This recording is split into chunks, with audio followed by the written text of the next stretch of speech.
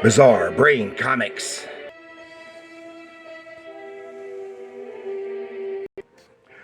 Hello, my comic book friends, and welcome to Bizarre Brain Comics. I'm Gary, your host. This is where I like to take a look at some older comics, talk a little bit about the characters and creators, and examine the stories and the art. Oh, and this time, I want to take a look here at this issue of Weekly Shonen Jump from fall 2018. You go, Shonen Jump, what the hell is that? Well, before we talk about that, remind you, my two books are available: Bizarre Brain Comics Anthology, Bizarre Brain Comics Presents Heroes, available from Air Comics, some humor, some superheroes, a little bit of horror, both available for $7.99 online from Amazon, or it can be found on Thrift Books or Barnes & Noble online store, and various other online booksellers. Okay, Shonen Jump. Go. This is Japanese manga, and I have never been a big fan of overall of manga. I like the concept. I haven't always liked the execution. Some I really like. Some I couldn't give two hoots for. And but it in recent decades has become very popular in America.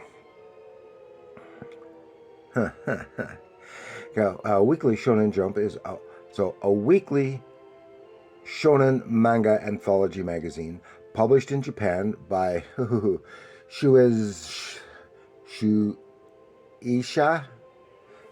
Oh, excuse the horrible pronunciation.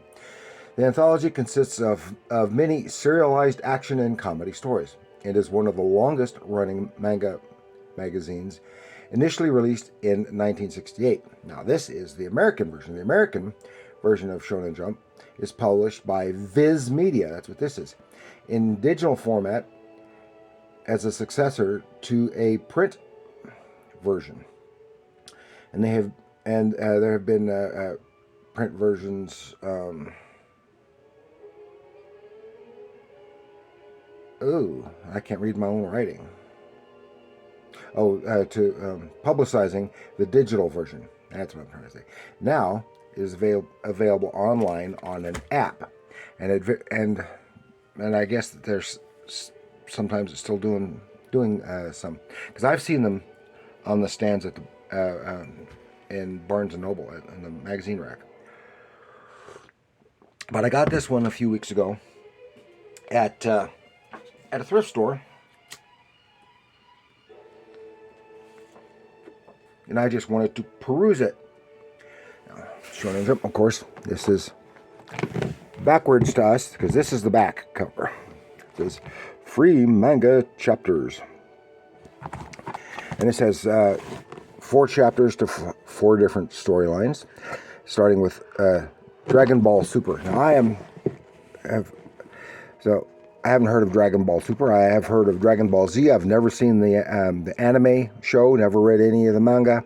I did watch the live action Dragon Ball Z movie, and I really enjoyed it. It's not spectacular by any means, but from what I understand, the fans just hate it. But that's because they're more intimately familiar with the material. And for what I saw, it was enjoyable. And we have Astro Lost in Space, which I had never heard of before. Yu-Gi-Oh! Arc 5, I've heard of Yu-Gi-Oh! I know nothing about it. And My Hero Academia, which I have talked about here, because I've done an episode on it. And it just so happens that the chapter that's in here is some that I have read from, I think it was the first volume. Could be the second volume, I'm not positive. And so we'll just take a little look here. It's Dragon Ball Super, and then of course the ads here for the volumes that are available. And and this is Chapter 3, Rage of Beerus. And there's Yu-Gi-Oh! I just right on the end. He just got his butt whipped, I think, for something here. Starting off, Then it switches to some birthday party of some character. I don't know. It has some nice artwork, nice use of line work, and as is very common in the manga, sometimes the visual storytelling is atrocious. You cannot tell what's going on.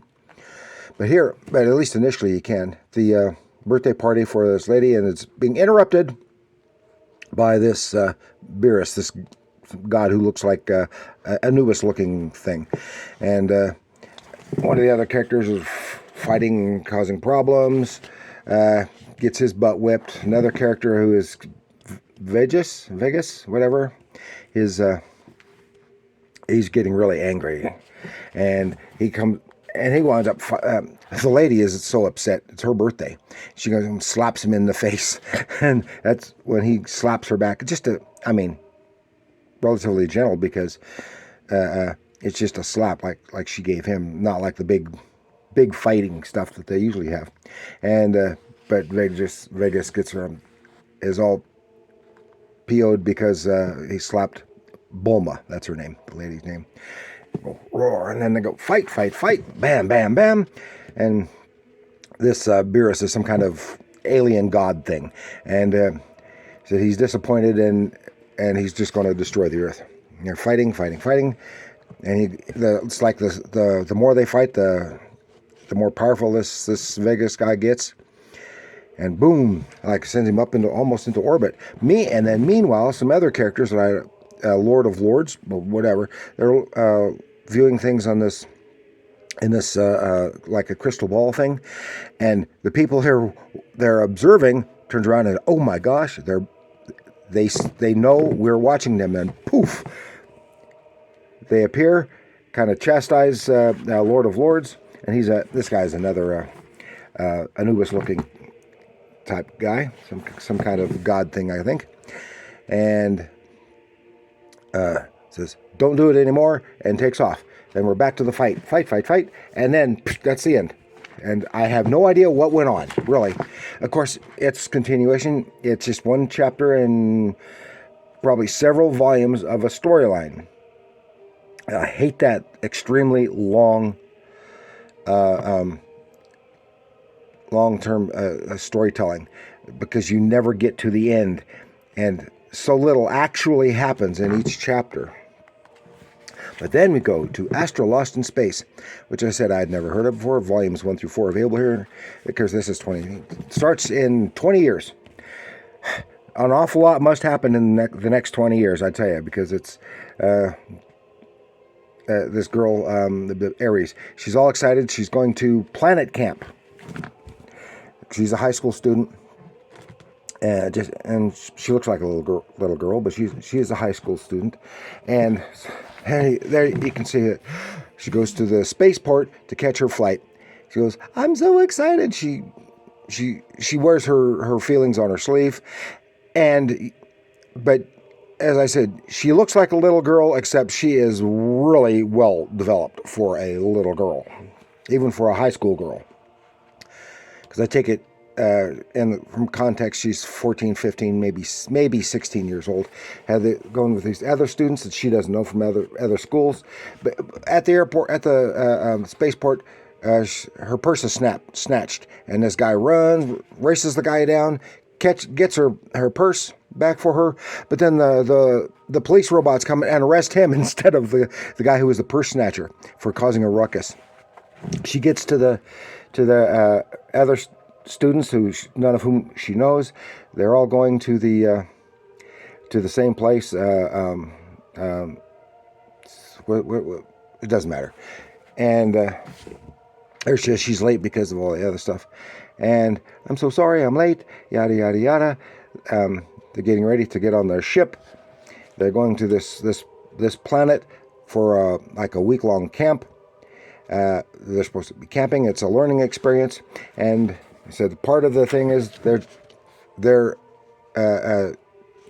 duties, because there are various groups going to various places for the same thing, and theirs is to teach a little girl who is a sister of one of the other students, and take care of her, and she talks, and she's funny because she has a hand puppet, and she talks through the hand puppet a lot. And but then the guy who caught the purse snatcher. Oh, I can't talk. Is brought by the police. He had explained everything. He is also on the go with them. They get on the ship. They take off, and she's just getting all gooey-eyed and friendly, and said, "Thank you so much for helping me," yada yada yada. And they just get to know some of the characters. They land. Everyone gets off, and the ship takes off. They're going to. There's a lodge over yonder someplace. Go there, and you can stay there for the week, whatever. Then they see something. What's this? It's some kind of glowing ball thing. What is it? And it's getting closer. One of the kids, making funny noises. She approaches.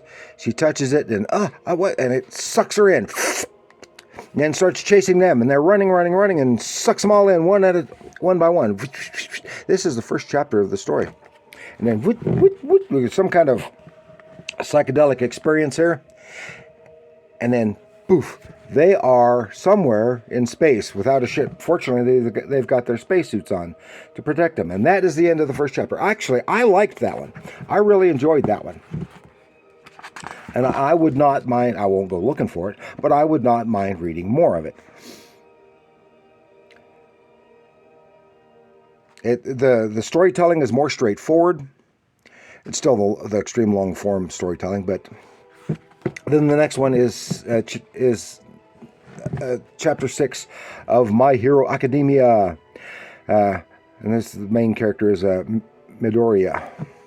And I read this part before because it was in one of the volumes that I've got and I have read. This is when Midoriya is new in the school. They're in where they're being.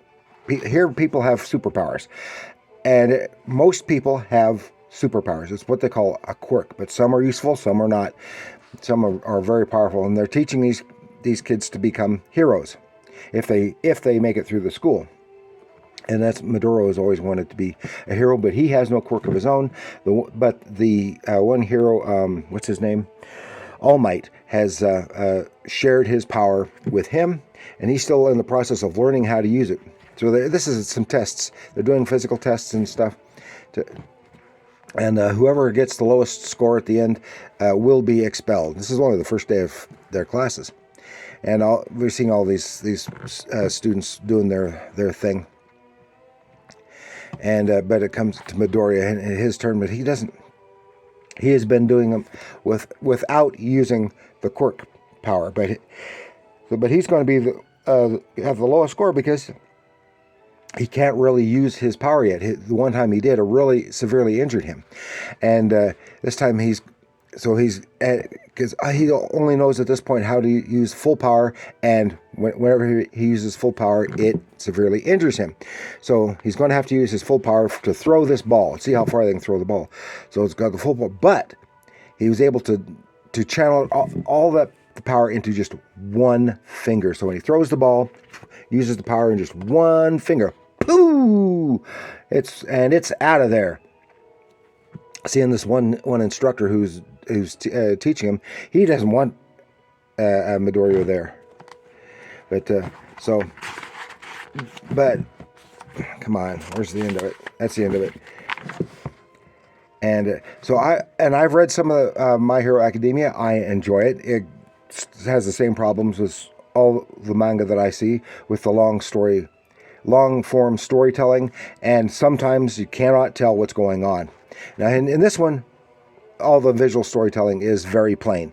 Oftentimes, especially in a battle scene, you cannot tell what the hell is going on. Then we go to Yu-Gi-Oh! Arc 5, which I know absolutely nothing about. I guess it's some kind of card game, and I have no idea what's going on. Has some of the nice artwork. I do like some of the characterizations, some of the critters, but I don't know any of the characters. I don't. Oh, that's a cute little birdie, and they're having some kind of fight, and it's of course using the power of these cards.